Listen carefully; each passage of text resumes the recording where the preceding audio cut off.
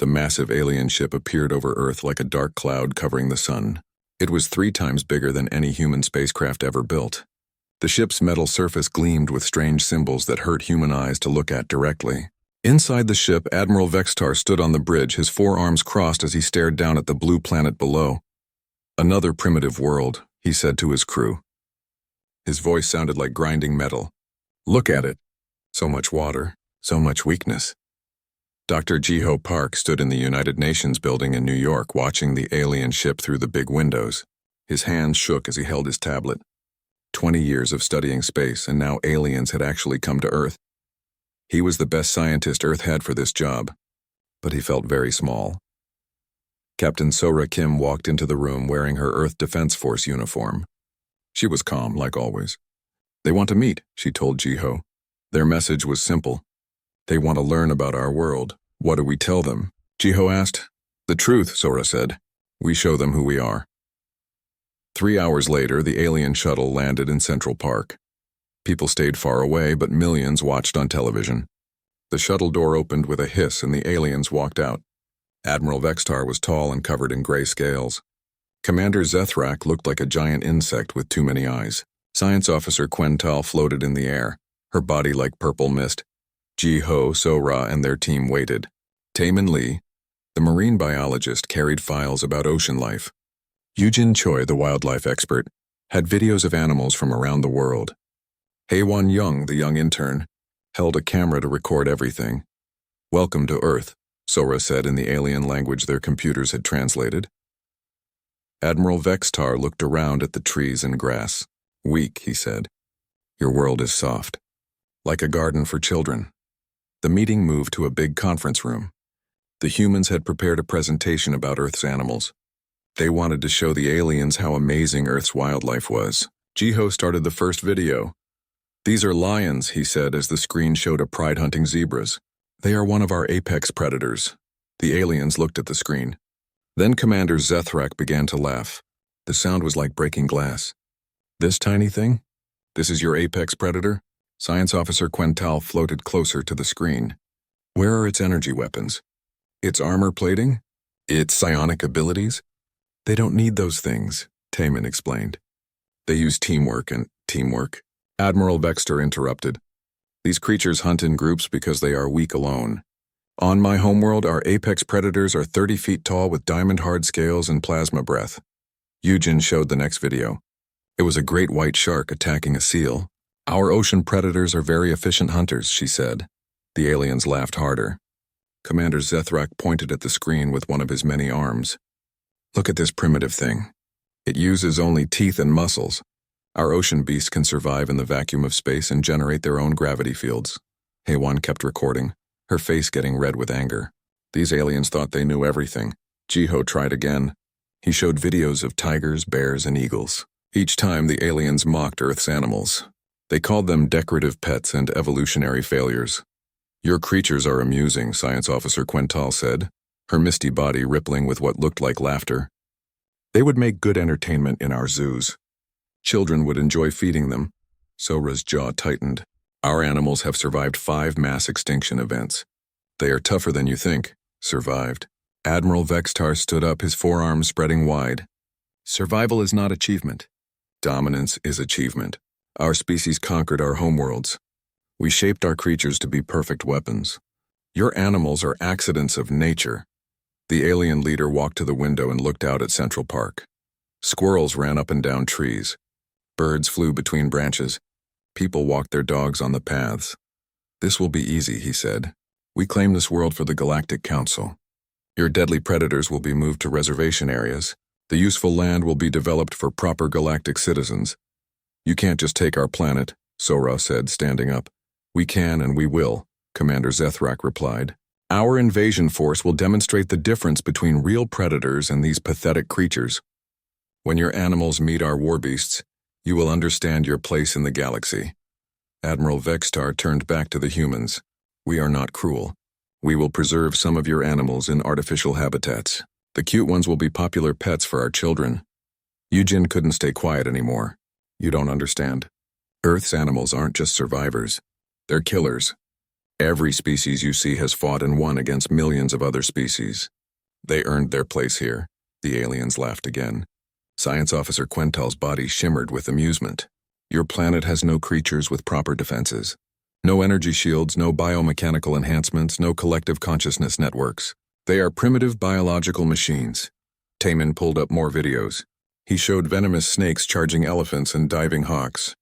Look at their efficiency, their speed, their precision. Child's toys, Admiral Vextar said. Our weakest agricultural beasts could defeat your strongest predators. The meeting continued for hours. Every animal video the humans showed was met with more laughter. The aliens had databases full of creatures from across the galaxy.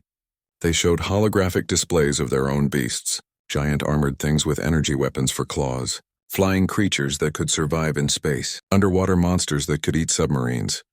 Your world produces nothing impressive, Commander Zethrak declared. Even your apex species, humans, are soft and weak. You have no natural weapons, no armor, no enhanced senses. Haywan watched the aliens mock everything about Earth. She saw how they dismissed every animal as worthless, but she also saw something else. She saw how confident they were, how sure they were that Earth was weak. The meeting ended with Admiral Vextar's announcement. We will return in one standard galactic week with our invasion force. We will demonstrate proper evolutionary superiority. Your animals will learn to fear real predators. After the aliens left, the human team sat in silence. Jiho put his head in his hands. They're going to destroy everything, he said. Sora looked out the window at Central Park. A hawk circled overhead, hunting. Maybe, she said quietly. Or maybe they're about to learn something about Earth they didn't expect. Haywan reviewed her recordings of the meeting. The aliens had been so sure of themselves, so convinced that Earth was weak. She thought about all the nature documentaries she had watched, all the animals that looked harmless until they struck. Captain, she said to Sora, I think they made a big mistake. What mistake? Sora asked. Haywan smiled as she watched the hawk dive toward its prey. They think they know what Earth's animals can do, but they only looked at the surface. They never asked why these animals survived when millions of others died. The alien ship waited in orbit above Earth, preparing for what they thought would be an easy conquest. Below them, millions of creatures went about their daily lives, hunting, surviving, and killing with skills perfected over millions of years of evolution. The aliens were about to get an education. 1 week later, the alien mothership returned to Earth, but this time it brought friends. 12 massive warships appeared in the sky above major cities around the world. Each ship was dark and covered in weapons that glowed with dangerous energy. Admiral Vexitar stood in his command center, looking at screens showing Earth's continents. His forearms moved quickly over control panels as he prepared his forces. Behind him, rows of alien soldiers checked their weapons and armor. Today we show this primitive world what real evolution looks like, he announced to his troops. Their pathetic creatures will flee before our superior beasts. On Earth, emergency meetings happened in every capital city. Sora Kim sat in the Pentagon War Room with military leaders from around the world. The big screens showed the alien ships hanging in the sky like dark metal clouds. General Williams, the American military chief, pointed at satellite images. Our weapons can't even scratch their ships. How do we fight something like this? Minho Seo, Earth's military strategist, studied the alien ship positions. He was young but very smart about war tactics. They're not trying to destroy cities, he said. Look at where they're positioning. They want to land in wilderness areas. Why would they do that? General Williams asked. Sora understood first. They want to prove their point. They want their creatures to fight our creatures. This isn't just an invasion, it's a demonstration. Dr. Yunji Kwan, the behavioral ecologist, was watching animal behavior reports from around the world. Something strange was happening. Animals everywhere were acting different. Birds were flying in unusual patterns. Mammals were moving away from normal territories. Ocean creatures were diving deeper than ever recorded. The animals know something is coming, she told her research team. They can sense it somehow. In Australia, Bo Young Han was driving her ranger truck through the outback when she saw it too. Kangaroos were hopping away from areas they had lived in for years. Dingoes were howling more than usual. Even the insects seemed nervous. She stopped her truck and called the wildlife center. Something big is about to happen, she reported. The animals are preparing for war. Back in space, Commander Zethrak reviewed the invasion plan with his officers. "We will deploy to 3 primary zones," he explained, pointing at a holographic Earth. "Australia for the reptile and marsupial specimens, Africa for the mammalian predators, and the Pacific Ocean for the aquatic life forms." Science Officer Quental's misty form rippled with excitement. "Our bioscanners show no energy signatures from their creatures. No advanced defensive capabilities. No collective intelligence networks. This will be easier than training exercises." Admiral Vextar opened a communication channel to Earth. His image appeared on every television and computer screen on the planet. Billions of people stopped what they were doing to listen. "People of Earth," he began, his metallic voice echoing in every language thanks to translation computers. "Your leaders showed us videos of your planet's creatures. We were amused." The Admiral's scaled face showed what might have been a smile. "Your animals are weak evolutionary accidents. Today we will demonstrate what real predators look like. Our forces will land in 3 zones. Your military will not interfere. This is not war. This is education." Sora Kim appeared on the same broadcast, her face serious and determined. "Admiral Vextar, you're making a mistake. Our animals aren't just survivors. They're killers who have been perfecting their skills for millions of years." The alien admiral laughed, the sound like grinding metal. "Captain Kim, your creatures hunt with teeth and claws. Ours hunt with plasma and psionics. There is no comparison." In research centers around the world, scientists watched the alien broadcast with growing fear. Dr. Jiho Park was in his laboratory, reviewing files on Earth's most dangerous animals. The aliens thought they knew what they were facing, but their scans only showed the surface. "They can't see the venom," he muttered to himself. "Their sensors don't register the toxins. They don't understand the bacterial infections. They think bigger and stronger always wins." Taemin Lee was at the marine biology station, watching reports from ocean observation posts. Whales were singing different songs. Sharks were moving into new hunting patterns.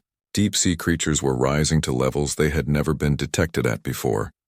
"The ocean is getting ready," he told his team. "The whole ecosystem is preparing for something."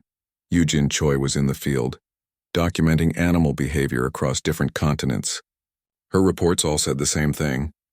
Predators were becoming more aggressive. Pack hunters were forming larger groups. Even normally peaceful animals were showing signs of territorial defense. "Evolution doesn't create victims," she said into her recording device. "Every animal alive today is alive because it's a winner. The aliens are about to meet millions of winners." The first alien landing ships launched from the motherships. They looked like black meteors falling from the sky. Each ship carried a full military unit and their bio-engineered war creatures. Admiral Vextar watched the deployment from his command center. "First wave to Australia. Show them what our desert hunters can do against their primitive marsupials." Commander Zethrak led the Australian mission personally. His ship carried 20 elite soldiers and 5 of their best warbeasts. The creatures were each 10 feet tall with armor plating and energy weapons built into their bodies. "Their largest predators are called dingoes," he told his troops as they prepared to land. "Our scanners show they weigh less than 60 pounds. Our smallest warbeast weighs 800 pounds. The ship landed in the middle of the Australian outback with a ground-shaking impact. The landing site was miles from any human settlement, exactly as planned. Commander Zethrak wanted room for his demonstration. The second wave launched toward Africa. Science Officer Quental led this mission, her misty form controlling the ship's systems. "The African continent has what they call lionware," she announced to her forces. "Large cats that hunt in groups. Primitive pack behavior. Our Alpha-class predators will scatter them easily." The third wave aimed for the Pacific Ocean. Admiral Vextar himself would lead the marine assault. "Their oceans contain whales and sharks," he said. "Large but simple creatures with no advanced capabilities. Our deep space combat units will dominate their aquatic environment." On Earth, emergency broadcasts warned people to stay away from the landing zones. But in secret locations around the world, human observers prepared to document what was about to happen. Min-Ho Seo coordinated the observation teams from the Pentagon War Room. "Remember, we're not fighting yet. We're watching. Let the aliens make their demonstration. Let them show us what they can do." Sora Kim stood at the window looking up at the alien ships. "And let our animals show them what Earth can do." Haewon Jung was with the technical team, monitoring all communications from the alien forces. The aliens were broadcasting everything back to their mothership. They wanted to record their easy victory over Earth's primitive creatures. "They're so confident," she said to her supervisor. "Listen to them. They think this is going to be simple." Dr. Yunji Kwan was tracking animal movements through satellite imagery. Something incredible was happening. Animals across all 3 landing zones were moving toward the alien ships. Not running away, moving toward them. "It's like they're responding to a threat," she reported. "But they're not fleeing. They're gathering." The alien landing ships touched down in their target zones. Hatches opened. Soldiers marched out. War beasts roared their challenges to the sky. In Australia, Commander Zethrak stepped onto the red earth and breathed the dry air. "Deploy the hunters," he ordered. "Let's show these creatures what real predators look like." In Africa, Science Officer Quental's form rippled as she floated above the savanna grass. "Begin the demonstration," she commanded. "Our pack hunters will teach their lions about proper evolutionary development." In the Pacific Ocean, Admiral Vextar's submarine descended into the blue depths. "Release the Deep Space Marines," he ordered. "Time for Earth's ocean life to meet superior aquatic predators."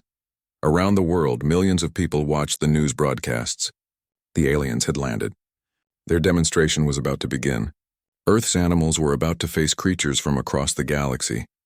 But in the wilderness areas where the aliens had landed, something else was happening.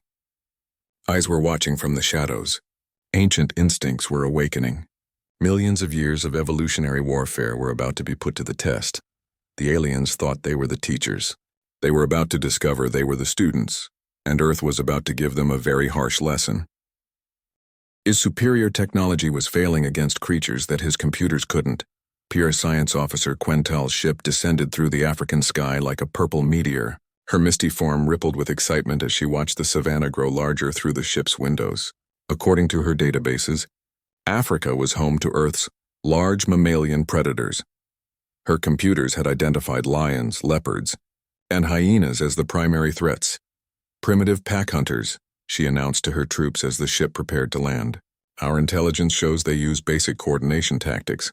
Nothing compared to our hive-mind war beasts."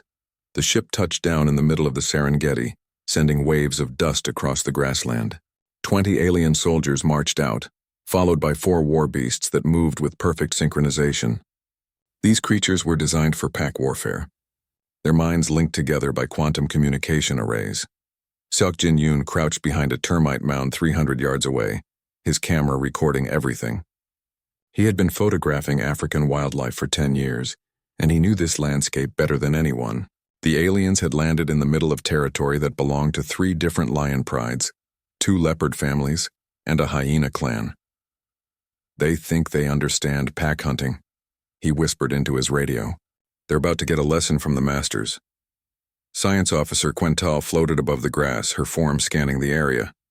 Her equipment detected multiple life forms hiding in the tall grass, but they all registered as manageable threat level. The largest creatures were only 400 pounds, much smaller than her war beasts. "Deploy Alpha Formation," she commanded. "Let these primitive mammals see what coordinated evolution can achieve." The 4 war beasts spread out in perfect formation, their minds linked so they could react as one organism. Each creature was 8 feet tall with armor that could deflect energy weapons and claws that could cut through steel. For several minutes, nothing happened. The savanna seemed peaceful. Birds flew overhead. The wind rustled through the grass. The aliens began to think that Earth's legendary predators were hiding in fear. Then the grass moved. It was subtle at first. Just a slight shift in the pattern of movement as wind blew across the plains. But Science Officer Quental's sensors detected it immediately. Something large was moving through the grass, staying low and out of sight. "Contact," she announced. "Single large mammal approaching from the east. Probably a lion based on size and movement patterns." The war beasts turned toward the movement, their linked minds calculating attack patterns and defensive positions. They were ready for a simple ambush by one primitive predator. The lioness burst from the grass with a speed that caught the aliens completely off guard. But she wasn't attacking the war beasts. Instead, she ran parallel to the alien formation, staying just out of range while making herself visible. "Strange behavior," Science Officer Quental observed. "The creature is not attacking or fleeing. It appears to be displaying." Seok Jin Yoon smiled as he watched through his camera lens. "That's not displaying," he said into his radio. "That's tactics. She's not hunting. She's driving."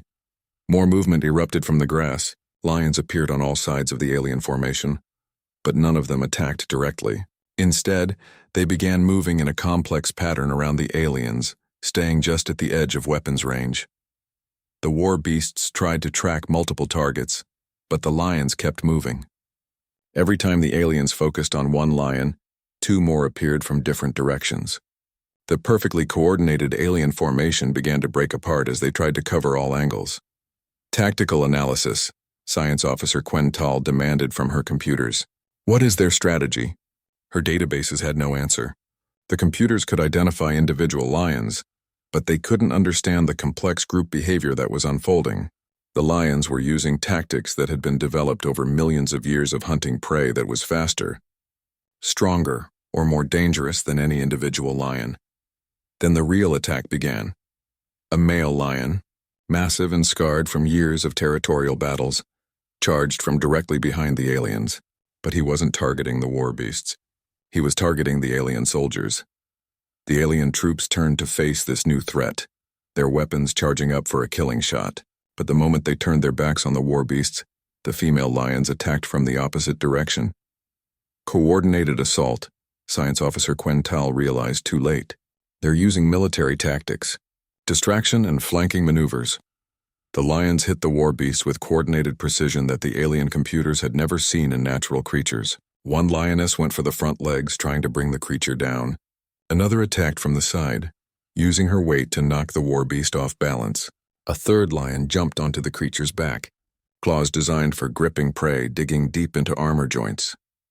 The war beast tried to use their linked minds to coordinate a defense, but the lions were using their own form of coordination that had been perfected through millions of years of evolution. Each lioness knew exactly where the others would be and what they would do next. "Impossible," Science Officer Quental said as she watched her superior war beasts being outmaneuvered by creatures with no technology. "How can biological entities coordinate without quantum communication links?" Dr. Sujin Lim, monitoring the alien communications from Nairobi, responded on their frequency. "They don't need quantum links," she explained. "They have something better. They have family bonds, territory knowledge, and instincts that have been tested by millions of years of life or death situations." The battle intensified as more predators arrived. A leopard appeared in a tree that the aliens hadn't noticed, moving with a silence that made their sensors useless. Leopards were solitary hunters, but this one seemed to understand that the aliens were a threat to the entire ecosystem. The leopard dropped onto one of the alien soldiers with perfect precision. Its claws and teeth were designed for killing prey much larger than itself. And alien armor provided little protection against weapons that evolution had been perfecting for millions of years. Multiple predator species cooperating, Science Officer Quental reported in confusion. Database shows no records of interspecies coordination at this level. Young-Soo Kim, a local guide who had been watching from a safe distance, laughed into his radio. "That's because your database doesn't understand Africa. When the territory is threatened, everything works together. The whole ecosystem becomes one big predator." As if to prove his point, a hyena clan emerged from a dried riverbed that the aliens hadn't seen on their scanners. Hyenas had jaws strong enough to crack the bones of elephants, and they approached the battle with an intelligence that surprised the aliens. But hyenas didn't just bite. They used tactics that showcased millions of years of evolutionary intelligence. They attacked in waves, with some hyenas distracting the war beasts while others went for weak points in the armor. They communicated with sounds that the alien computers couldn't decode, coordinating attacks with precision that matched any military unit. "Warning," an alien soldier reported as his armor was penetrated by hyena teeth. "Enemy forces demonstrating tool use and tactical awareness beyond initial assessments." Science Officer Quental watched in growing horror as her perfectly coordinated war beasts were overwhelmed by creatures using tactics that her computers couldn't predict or counter.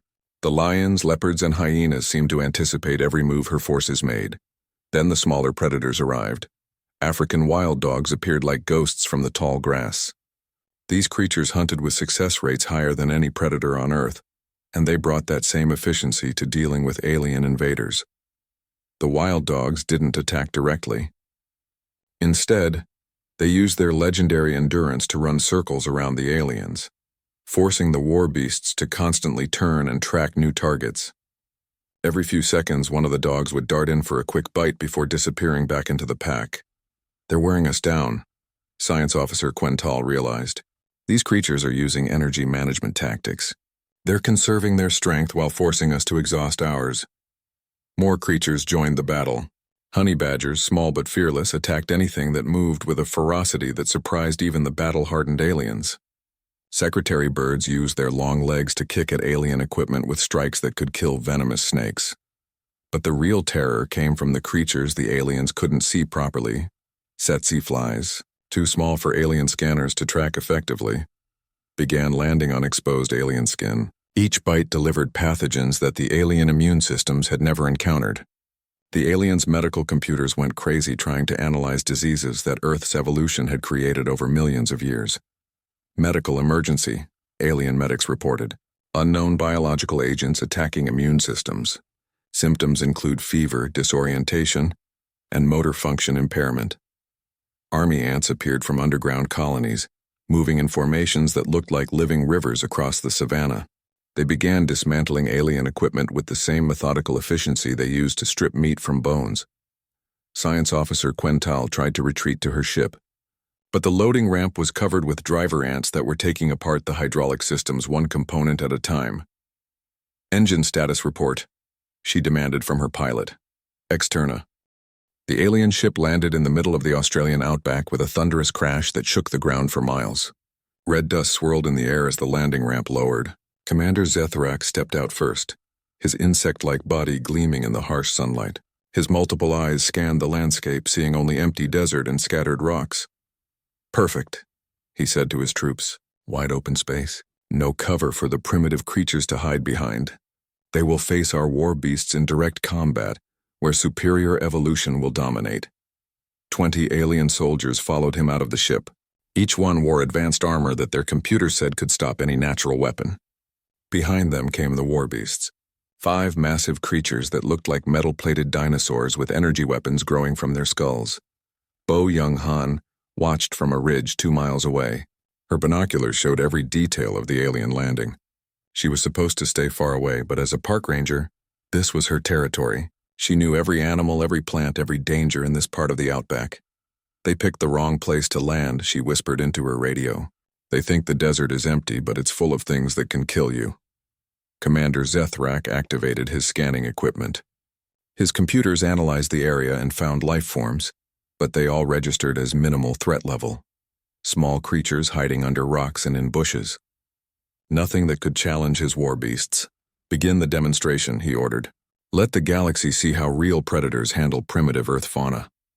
The first war beast, a 12-foot-tall creature with armor plating and plasma cannons, stomped forward. Its metal feet crushed rocks as it moved. Commander Zethrak had named it Desert Dominator. It had conquered 12 other worlds. The war beast stopped and roared a challenge that echoed across the outback. The sound was louder than thunder and designed to frighten any creature within miles. For a moment, nothing happened. The desert seemed empty and quiet. Then something small moved near a rock pile. Commander Zethrak's scanners detected it immediately. "Life form approaching," he announced to his troops. "Minimal mass, no energy signatures, no threat potential." The creature that emerged from the rocks was about the size of a human hand. It had 8 legs and moved with quick, jerky motions. To the aliens, it looked like a harmless insect. "Is this their defense force?" One alien soldier laughed. "A tiny spider?" The spider approached the war beast slowly. The massive creature lowered its head, curious about this small thing that didn't run away. The war beast's scanners couldn't detect any weapons or defensive capabilities. The spider jumped. It landed on the war beast's armor and immediately bit through the metal plating like it was paper. The war beast roared, but this time the sound was different. This time it was pain and confusion. "Scanning," Commander Zethrak said urgently. "What type of weapon did that creature use?" His computers analyzed the bite wound. The results confused them. No energy discharge detected. No projectile weapons. Biological toxin. Toxin type unknown. Toxin potency. Error. Cannot calculate, the war beast stumbled. Its 12-foot frame shook as the funnel web spider's venom attacked its nervous system. Within 30 seconds, the massive alien creature collapsed and stopped moving. Impossible, Commander Zethrak said. Medical scanners show total neural system shutdown. What kind of biological weapon produces that effect? Bo Young-han smiled grimly as she watched through her binoculars. Welcome to Australia, she said. That was just a funnel web spider. Wait until you meet the really dangerous stuff. The alien soldiers surrounded their fallen war beast, weapons raised and scanning for more threats. Their computers still couldn't understand what had happened. The small creature had no visible weapons, no energy source, no advanced technology. Send out scouts, Commander Zethrak ordered.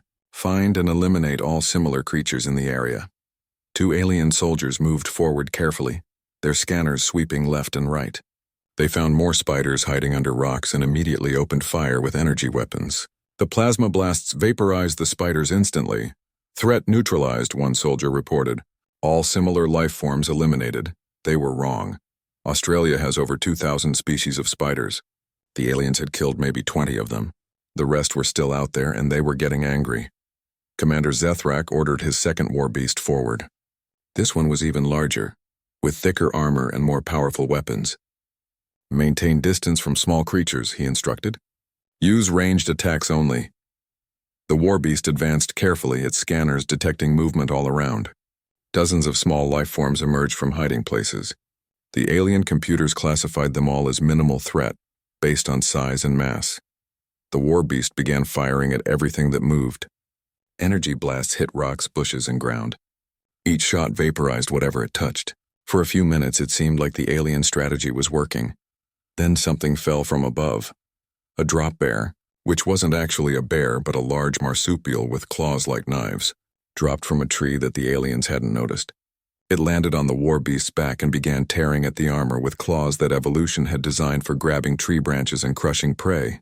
Aerial attack, Commander Zethrak shouted. Scanners showed no flying creatures in the area. It didn't fly, Bo Young-han said into her radio, watching the chaos. It dropped. Drop bears are ambush predators. They wait in trees until prey walks underneath, then they attack. The war beast spun and bucked, trying to shake off the drop bear. But the marsupial's claws were locked deep in the armor joints. Every movement just drove the claws deeper. More movement caught the alien scanners. Something was approaching from the east. Multiple creatures moving fast across the ground. Incoming hostiles, an alien soldier reported. Large mammals. Pack formation, moving at 30 miles per hour. Commander Zethrak looked through his scope and saw them. Kangaroos, dozens of them, hopping across the desert in formation like a military unit. They're just herbivores, he said, checking his computer database. Plant eaters. No threat classification. The kangaroos arrived at the landing site and immediately proved the computers wrong. These weren't scared herbivores running away. These were territorial defenders protecting their land. The largest male, standing over 6 feet tall, hopped directly toward the nearest alien soldier. Warning shots, Commander Zethrak ordered. Scare them away. The aliens fired plasma blasts into the air above the kangaroos. The bright energy beams sizzled through the atmosphere. Any normal animal should have fled in terror. The kangaroos kept coming. The lead male reached the first alien soldier and attacked with moves that evolution had perfected over millions of years. His powerful hind legs kicked with enough force to break tree trunks. His clawed front paws grabbed and tore at alien armor like it was made of cloth. Defensive positions, Commander Zethrak yelled as his soldiers found themselves fighting for their lives against creatures their computers said were harmless plant eaters. But the real nightmare was just beginning. The ground started moving. At first it looked like the earth itself was shifting. Then Commander Zethrak realized what he was seeing. Insects. Millions of them. Ants, beetles, and other creatures too small for his scanners to identify properly. Swarm attack, he reported to his mothership. Massive numbers of microorganisms approaching.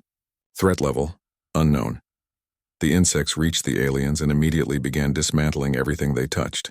Army ants streamed over alien equipment, taking apart weapons and armor piece by piece. Beetles burrowed into the war beast's joints, disrupting the mechanical systems that kept them moving. This is impossible, Commander Zethrak said as he watched his advanced technology being eaten by creatures that weighed less than a paperclip. How can primitive insects overcome advanced alloy construction?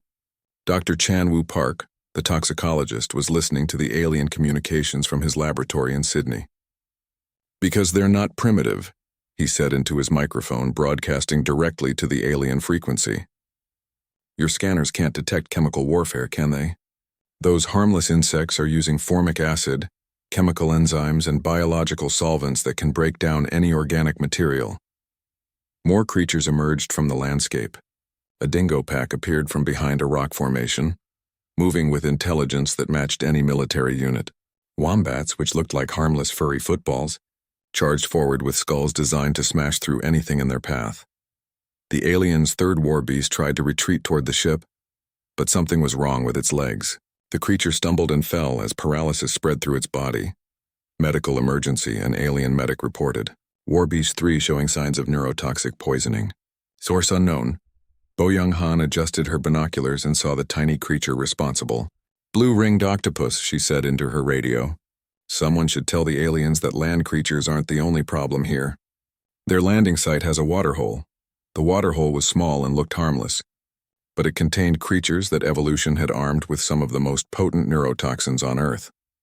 The blue-ringed octopus that had crawled out to investigate the disturbance was smaller than a human fist, but it carried enough venom to kill dozens of the aliens' war beasts. Commander Zethrak was beginning to panic. Admiral Vextar stood in the command center of his flagship submarine as it descended into the Pacific Ocean. His four arms moved quickly over control panels, monitoring the deployment of his most elite forces.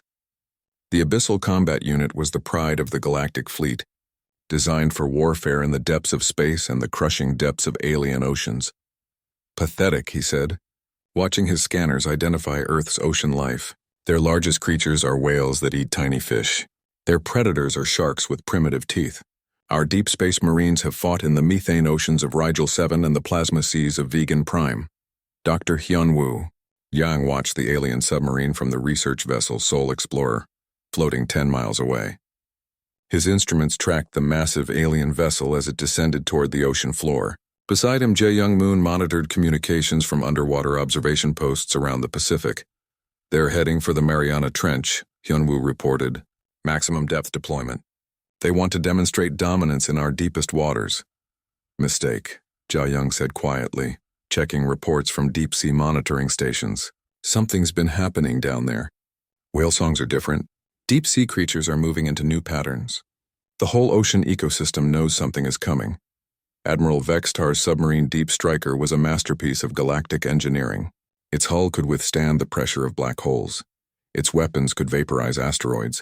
And its crew of 50 elite Marines had conquered ocean worlds across 12 star systems. Deploy sonar mapping, Admiral Vextar ordered. I want full tactical awareness of all creatures within attack range. The submarine scanners painted a three-dimensional picture of the ocean around them. The computers identified hundreds of life forms but classified them all as minimal threats. Fish, squid, whales, and other creatures that registered as having no advanced weaponry or defensive capabilities. Sir, his tactical officer reported, we're detecting some large creatures approaching from multiple directions. Estimated mass suggests whales of various species.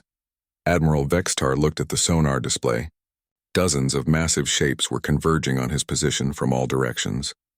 Curious behavior, he mused. Perhaps they're fleeing from our presence.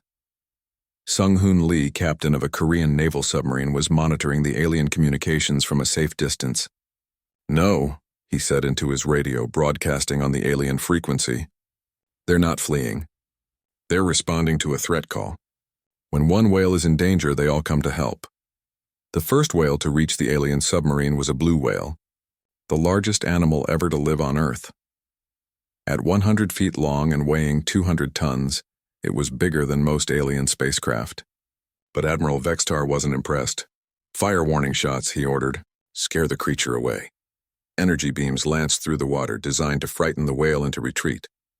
The blue whale absorbed the energy blast without any apparent effect and continued swimming directly toward the submarine. Impossible, Admiral Vextar said. Those energy discharges should have disabled any biological creature. Sir, his science officer reported, scanning indicates the creature's tissue density and composition is unlike anything in our databases. Its body appears to be optimized for absorbing and dissipating energy impacts. The blue whale reached the submarine and did something that shocked the aliens. It began to sing. The whale's song was louder than anything the aliens had ever heard. The sound waves traveled through the water with such power that they interfered with the submarine's electronics. Control panels flickered, communication systems crackled with static, and navigation computers began producing error messages. Sonic attack, Admiral Vexistar realized. The creature is using weaponized sound, but the whale wasn't finished. Its massive tail flukes, evolved for propelling 200 tons through the water at high speed, struck the submarine's hull with the force of a falling building. The impact sent shockwaves through the alien vessel that its structural compensators couldn't fully absorb. Hull breach in Section 7, an engineer reported. Emergency sealing protocols activated. More whales arrived. Humpback whales, sperm whales, and killer whales surrounded the alien submarine in a formation that looked almost military. Each species brought different capabilities to the battle. The orcas moved with intelligence that the alien computers couldn't quantify. They attacked in coordinated groups, using tactics that had been perfected over millions of years of hunting the ocean's most dangerous predators. Their teeth, designed for gripping and tearing, found weak points in the submarine's hull that the aliens didn't know existed. Multiple hull breaches, the damage control officer reported. These creatures appeared to understand our structural vulnerabilities. Sperm whales brought a different kind of weapon to the battle. These creatures could dive deeper than any other whale and had echolocation systems more advanced than alien sonar. They used focused sound beams to map the submarine's internal structure and find critical systems. "They're scanning our ship," Admiral Vextar said in disbelief. "How can biological creatures possess sonar more advanced than our own?" Dr. Hunwu Jiang answered from the surface ship. "Sperm whales have been using echolocation for 30 million years. Their brains have entire sections devoted to sound processing that we don't fully understand. They can see inside your submarine better than your own sensors can. But the whales were just the beginning." Something massive moved in the deep water below the submarine. Admiral Vextar's scanners detected it but couldn't get accurate readings. The creature seemed to shift and change shape, making it impossible to lock onto. "Unknown life form approaching from below," the tactical officer reported. "Size estimates vary from 50 to 100 feet. Shape indeterminate." A giant Pacific octopus rose from the ocean depths like a nightmare made real. Its 8 arms, each longer than the alien submarine, reached out with intelligence that the aliens had never encountered in any creature. Cephalopod species, Admiral Vextar's computer identified. Threat level, calculating, error. Cannot determine threat parameters. The octopus wrapped its arms around the submarine, with movements that showed problem-solving intelligence far beyond what the aliens expected from any biological creature. But this wasn't just brute force. The octopus began manipulating the submarine's external equipment with precision that suggested it understood the function of alien technology. "It's operating our systems," an engineer reported in panic. "The creature is somehow interfacing with our external sensors and weapon arrays." "Impossible," Admiral Vextar said. "No biological entity can comprehend our technology."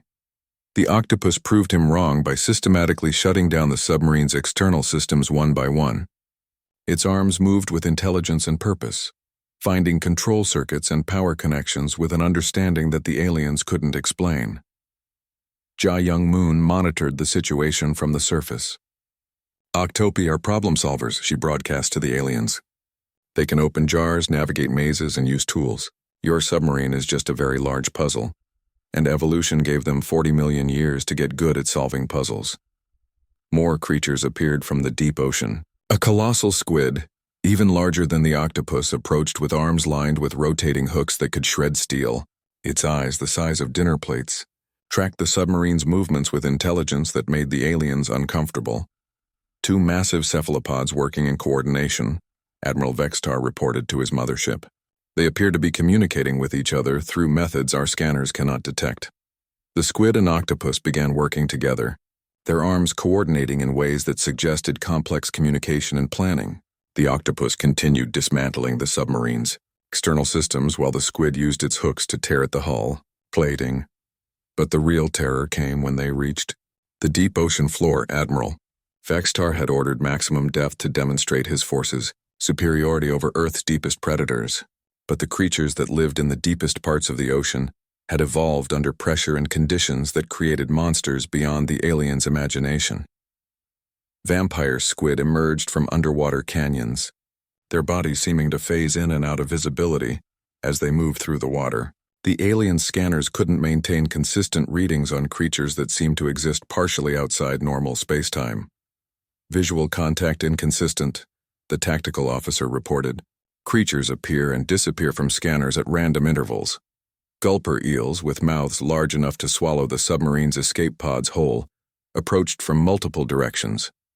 Their bodies were designed for swallowing prey much larger than themselves, and they began trying to consume alien equipment with digestive systems that could break down anything organic.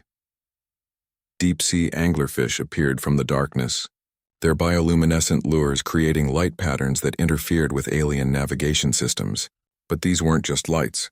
The electrical fields generated by these creatures were strong enough to disrupt the submarine's power distribution systems. Multiple system failures, the chief engineer reported. Unknown electromagnetic interference affecting all ship systems. Admiral Vextar tried to order a retreat to the surface, but something was wrong with the submarine's ballast systems.